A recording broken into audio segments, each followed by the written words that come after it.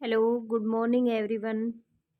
आज का हमारा टॉपिक है काल, जिसका शाब्दिक अर्थ होता है समय।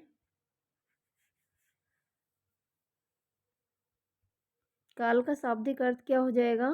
समय, अर्थात क्रिया के जिस रूप से उसके होने की समय का पता चले। भी क्रिया का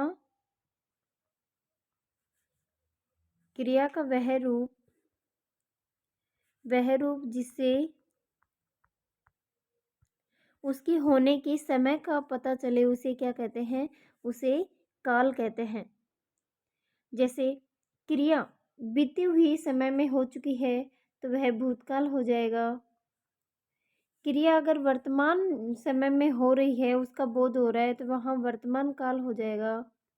और क्रिया का वह रूप जो आने वाले समय का बोध करवाए, वहाँ पर भविष्य काल हो जाएगा।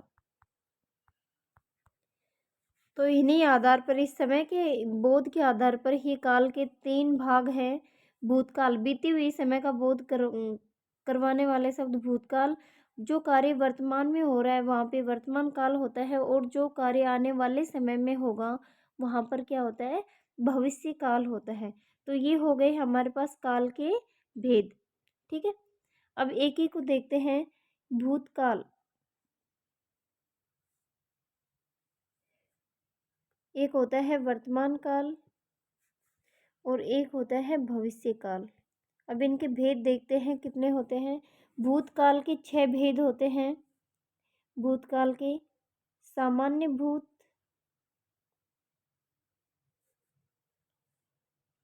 एक होता है आसन भूतकाल, एक हो जाएगा पूर्ण भूतकाल, पूर्ण भूत, एक हो जाएगा अपूर्ण भूतकाल,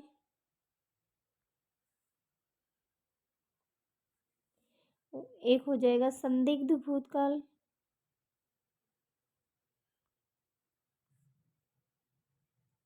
संदिग्ध भूतकाल, और एक हो जाएगा हेतु मध्य भूतकाल।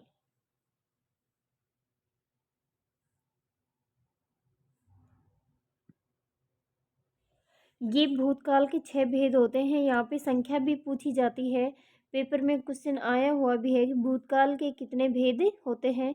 तो आपको याद रखना है भूतकाल के 6 भेद होते हैं। अब आगे आता है वर्तमान काल। वर्तमान काल के 5 भेद होते हैं। एक होता है सामान्य वर्तमान काल, सामान्य वर्तमान,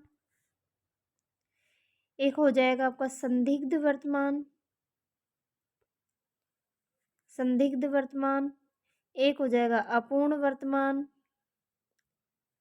जिसे तात्कालिक वर्तमान या सातत्य,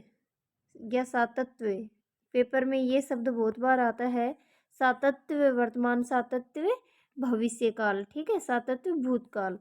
ठीक है, तो एक हो जाएगा संभाव्य वर्तमान, एक संभाव्य वर्तमान हो जाएगा, और एक हो जाएगा आज्ञार्थक वर्तमान काल,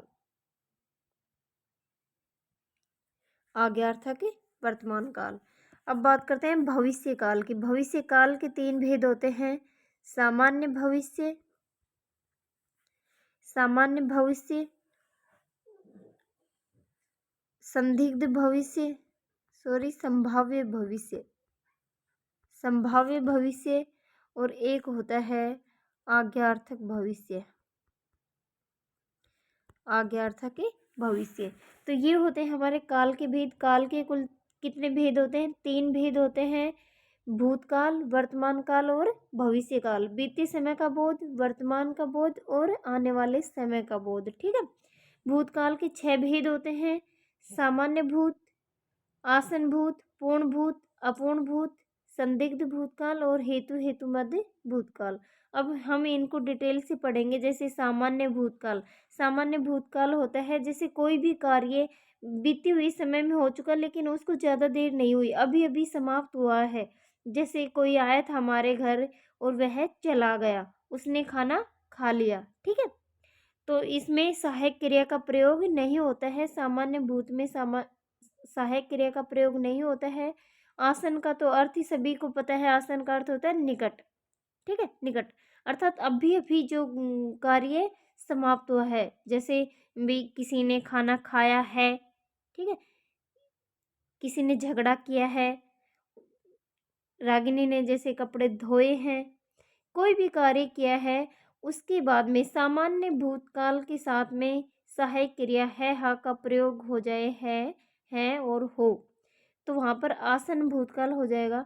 पूर्ण भूतकाल में, पूर्ण भूतकाल सभी जानते ही हो तुम, पूर्ण भूतकाल सामान्य भूतकाल में था थे थी लग जाएगा। ठीक है, सामान्य भूतकाल में क्या लग जाएगा, था थे थी।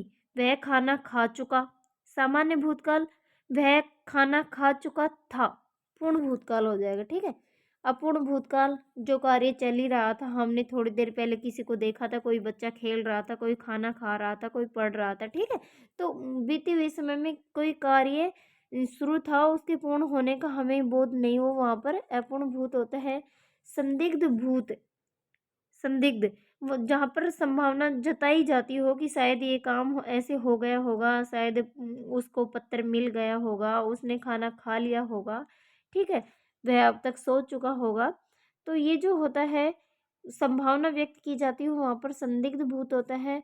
और हेतु हेतु मद भूत, जहाँ पर किसी कारण की वजह से क्रिया का होना बताया जाए, कोई कारण दिया जाए, जैसे स्वास्थ्य ठीक रहता तभी तो लिख पाता, ठीक है, वह पढ़ता तभी तो सफल हो पाता, तो ये हो जाएगा आपका हेतु हेतु मध्य भूत। अब इनको हम डिटेल से ही पढ़ेंगे, जैसे सामान्य, वर्तमान, संदिग्ध, अपूर्ण, संभाव्य, आज्ञार्थक, ये सारे हम डिटेल से पढ़ते हैं इनको।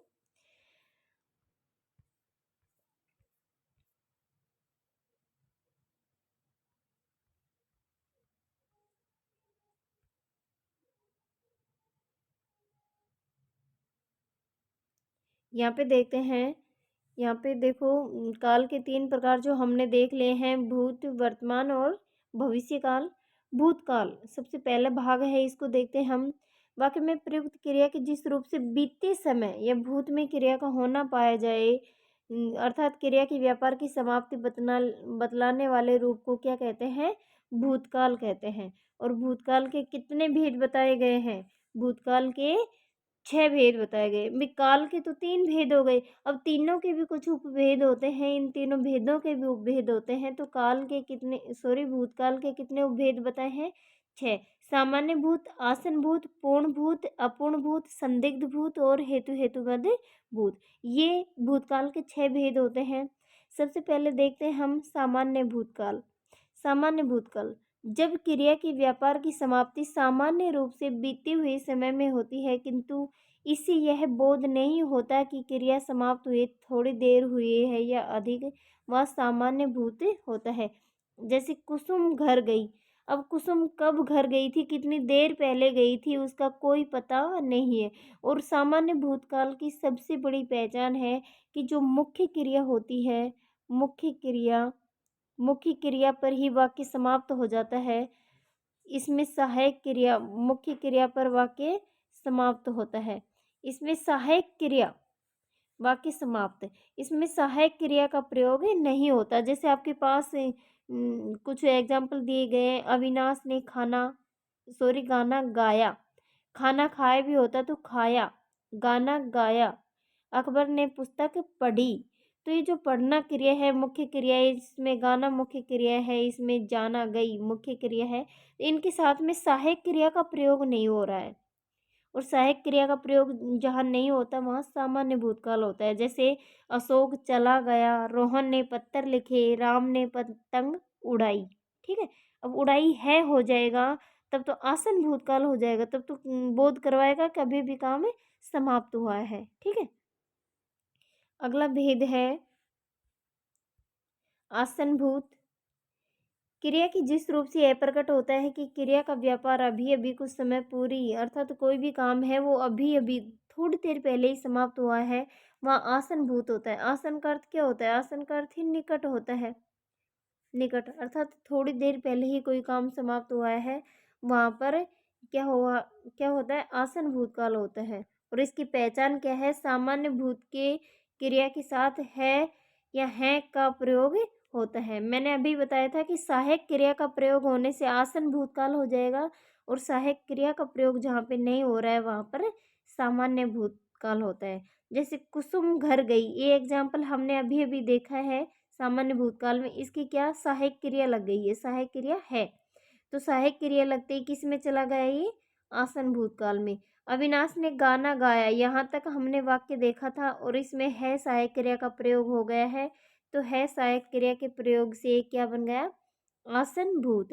जैसे राम ने झगड़ा किया है, मनीषा ने खाना खाया है, रागिनी ने कपड़े धोए हैं। ये बहुत सारे एग्जाम्पल हो जाएंगे जिनमें सामान्य भूतकाल के साथ में सहायक क्रिया का प्रयोग होता है। ठीक है, नेक्स्ट है पूर्ण भूतकाल। अब पूर्ण भूतकाल ये सब पहचान लेंगे, पूर्ण रूप से भूतकाल में कार्य हो चुका था। ठीक है, क्रिया की जिस रूप से यह प्रकट होता है कि क्रिया का व्यापार बहुत समय पूर्व समाप्त हो गया था, अतः सामान्य भूत क्रिया के साथ में ये पहचान है। था थी थे लगने से काल पूर्ण भूत बन जाता है। मैंने अभी बताया था कि सामान्य भूतकाल में अगर था थे थी लगाएंगे तो वहां पर क्या बन जाएगा? पूर्ण भूतकाल। जैसे मैंने एक वाक्य लिखा, अशोक चला गया। अभी अशोक चला गया, मैंने कहा था जहाँ पे है हा कोई किसी भी सहायक क्रिया का प्रयोग नहीं होगा वहाँ पर सामान्य भूतकाल होगा। और अगर है हा सहायक क्रिया का प्रयोग हो जाए वहाँ पर आसन भूतकाल होगा। और था थी थे का प्रयोग हो जाए वहाँ पर पूर्ण भूतकाल का प्रयोग होता है। ठीक है, वहाँ पर पूर्ण भूतकाल होता है। जैसे अशोक चला गया था, मतलब वह चला गया था। पत्थर मिल गया था, सोहन पुस्तक पढ़ चुका था। तो ये सब क्या हो जाएगा? सामान्य भूतकाल में था थे थी लगकर ये है पूर्ण भूतकाल में चले जाएंगे। ठीक है, नेक्स्ट है, जैसे ये उदाहरण और दिए गए हैं। भूपेंद्र सिरोही गया था, नीता ने खाना बनाया था। ठीक है, अब नीता ने खाना बनाया, यहाँ तक तो सामान्य भूत है। भूपेंद्र सिरोही गया सामान्य भूत है। था थेती के प्रयोग से क्या बन गया? ये पूर्ण भूतकाल बन गया। नेक्स्ट है अपूर्ण भूत क्रिया की जिस रूप से यह ज्ञात हो कि उसका व्यापार भूतकाल में अपूर्ण रहा अर्थात निरंतर चलता रहा था, उसकी समाप्ति का पता नहीं चलता है, वहाँ पर अपूर्ण भूतकाल होता है। भी कोई भी कार्य था, जब हमने बीते हुए समय में किसी को कोई कार्य करते हुए देखा था तब वह कार्य कर रहा था, वह समाप्त नहीं हुआ था और हमें पता भी नहीं कब समाप्त हुआ था। तो जहाँ पर किसी कार्य की समाप्ति का पता नहीं चलता हो वहाँ पर क्या था? अपूर्ण भूतकाल हो जाता है। ठीक है, जैसे हम किसी के घर गए, हमने वहाँ पे देखा कि कोई बालक सो रहा था और हम घर पे जाके उसी के बारे में बता दें किसी को कि हम जब गए थे जब वह बच्चा सो रहा था। अब वह कब तक सोया कब उठाया उसका हमें कुछ भी पता नहीं था, लेकिन उस टाइम सो रहा था अर्थात सोने का जो कार्य था वह जारी था, सो चुका नहीं था, सो रहा था। ठीक है, ये हो जाएगा आपका अपूर्ण भूत।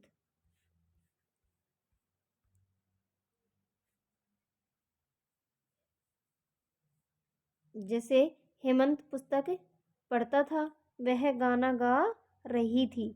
अब यहाँ पे था थेती के प्रयोग से भूतकाल में चला गया है, वैसे ये पढ़ रहा था भी हो जाएगा, पढ़ रहा था, वह गाना गा रही थी। यहाँ पर हो गया आपका अपूर्ण भूत, जिसका दूसरा नाम है सातत्व भूत, या इसे ही क्या बोलेंगे? तात्कालिक, तात्कालिक भूत। तत् यानी उस काल समय, उस समय। ठीक है, उस समय जब देखा था तब वह काम जारी था, पूर्ण नहीं हुआ था। तो या तो सातत्य भूतकाल कहेंगे या तात्कालिक भूतकाल। किसका नाम है? ये अपूर्ण भूतकाल का ही नाम है। अपूर्ण का अर्थ अपूर्ण का ही है सातत्य और तात्कालिक, कोई सा भी एक नाम आ सकता है। नेक्स्ट इसका भेद है नंबर 5 पे, संदिग्ध भूत। संदिग्ध क्रिया की जिस भूतकालिक रूप से उसके कार्य व्यापार होने के विषय में संदेह प्रकट हो वहाँ संदिग्ध भूत होता है। और सामान्य भूत की क्रिया के साथ होगा होगी होंगे लगने से संदिग्ध भूत का रूप बन जाता है। भी सामान्य भूतकाल की जो क्रिया है उसके साथ में क्या लगेंगे, होगा, होगी या होंगे, तो क्या बन जाएगा, संदिग्ध भूतकाल बन जाएगा। जैसे मैंने एक वाक्य लिखा था, अशोक चला गया, उसी वाक्य को दोबारा से समझ लो, अशोक चला गया।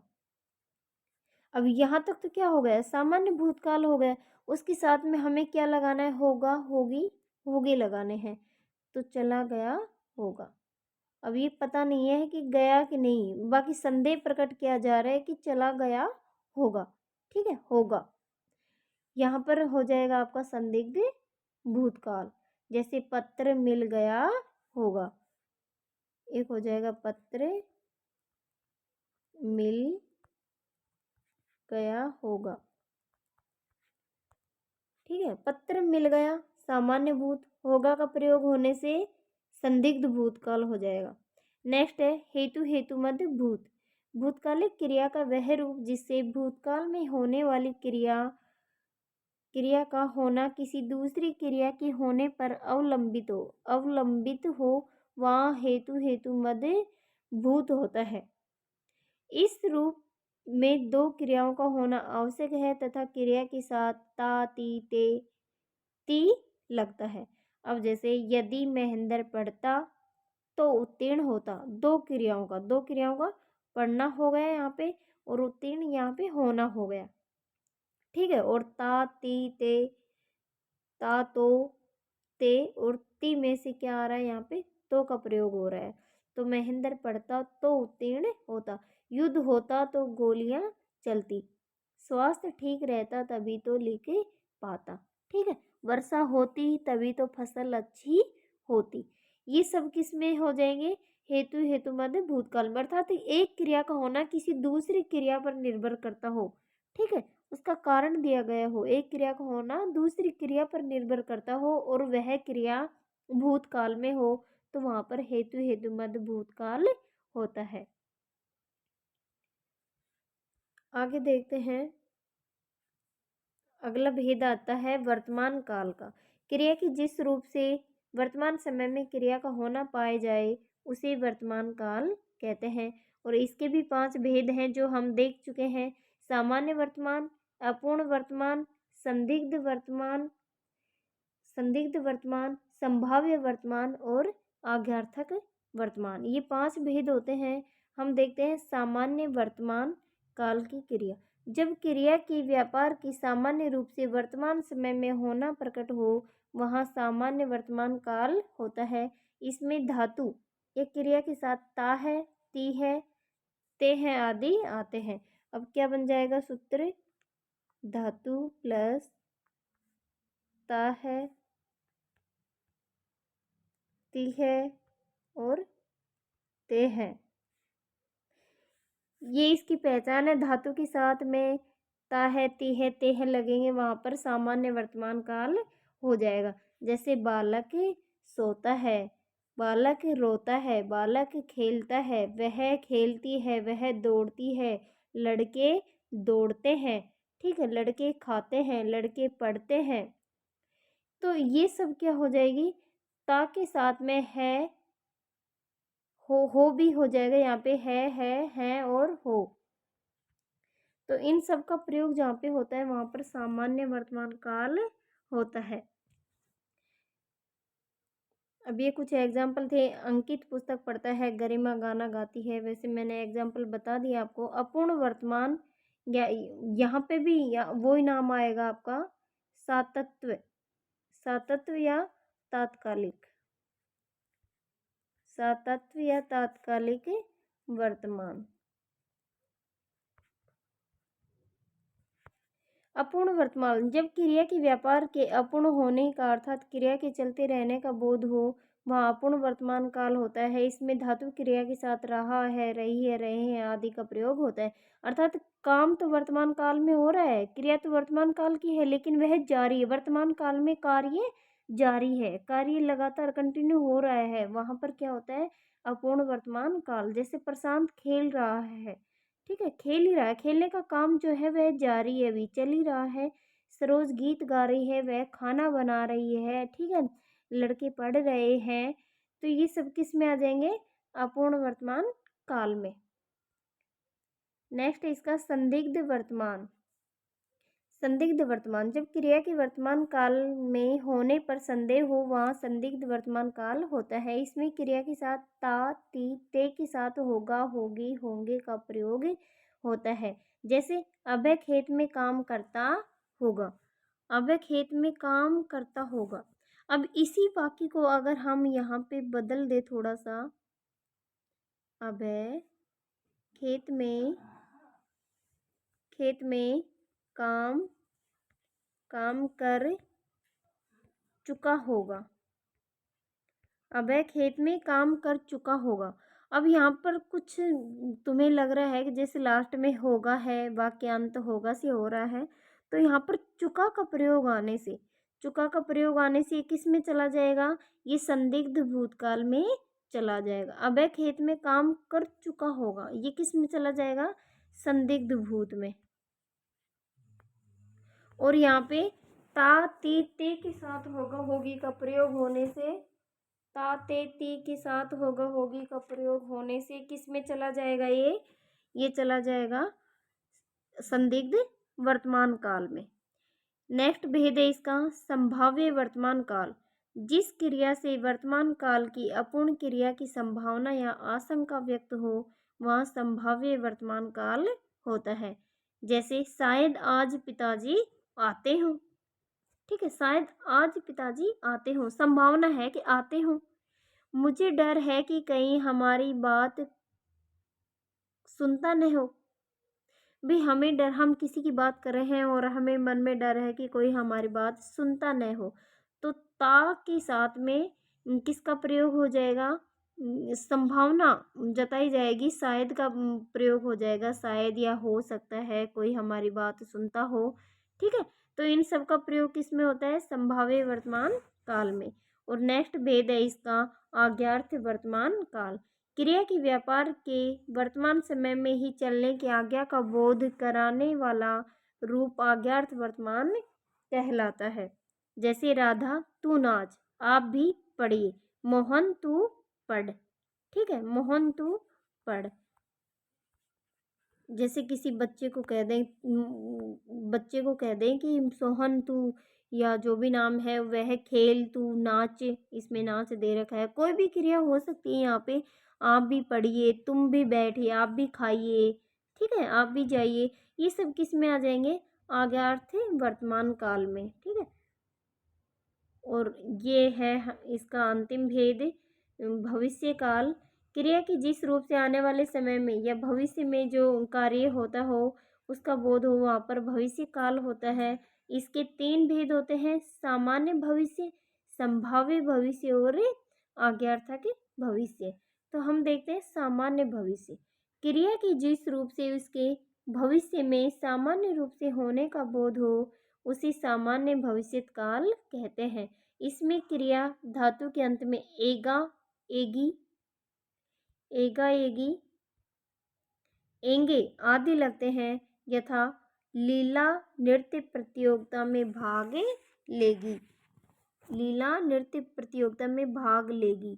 ये जो एगा, एगी, एंगे, एगा पुल्लिंग का हो जाएगा, एगी स्त्रीलिंग का हो जाएगा, और एंगे ये बहुवचन में हो जाएगा, ठीक है, ये बहुवचन पुल्लिंग में और एंगी बहुवचन स्त्रीलिंग में हो जाएगा।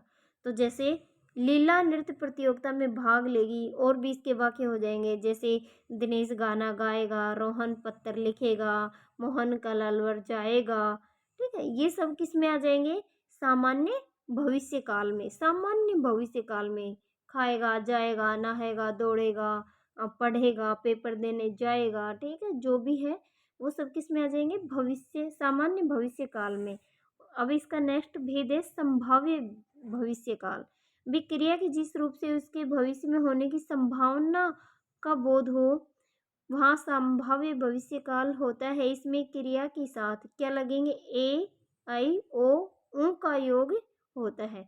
जैसे कदाचित आज भूपेंद्र आए, वे शायद जयपुर जाएं, शायद आज वर्षा आए, शायद आज वे शायद जयपुर जाएं, शायद वर्षा आए, मतलब अभी तक तो आई नहीं है वर्षा, आएगी तो आने वाले समय में ही आएगी, ठीक है।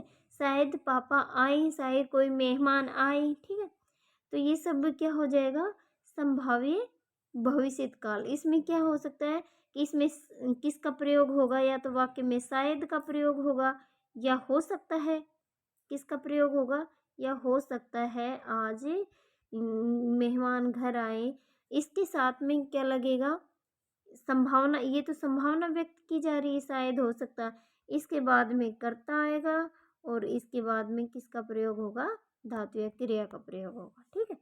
तो ये जो संभावना जो व्यक्त की जाएगी वो पहले की जाएगी, उसके बाद में किसका प्रयोग होगा, कर्ता का प्रयोग होगा, ठीक है। जैसे शायद आज वर्षा आए, तो शायद का प्रयोग कहाँ हो रहा है, पहले ही हो रहा है, ठीक है। अब आगे आता है आज्ञार्थ भविष्यत। किसी क्रिया व्यापार के आगामी समय में पूर्ण करने की आज्ञा प्रकट करने वाले रूप को आज्ञार्थ भविष्यत काल कहते हैं। इसमें क्रिया के साथ ई ए गा लगता है, ई ए गा। आप यहाँ बैठिएगा, आप यह खाइएगा, आप चाय पिएगा, आप वहाँ अवश्य जाइएगा, आप कल हमारे घर अवश्य आइएगा। ये सब किस में आ जाएंगे, आज्ञार्थ भविष्यत में, अर्थात आज्ञा दी जा रही है कि जो काम आपको करना है वो करना ही है, आप वहाँ अवश्य जाइएगा, आपको जाना है वहाँ पे, तो आज्ञा दी जा रही है, ठीक है। तो ये होता है हमारा काल का टॉपिक समाप्त। और चैनल को सब्सक्राइब जरूर करना, क्लास अच्छी लगी हो तो लाइक भी करना, शेयर भी किया करो। बहुत कम लोग इसको देख पा रहे हैं। वैसे हम ऐप पर एक बहुत अच्छी टेस्ट सीरीज भी ला रहे हैं, उसको भी आप ज्वाइन करना ना भूलें। धन्यवाद।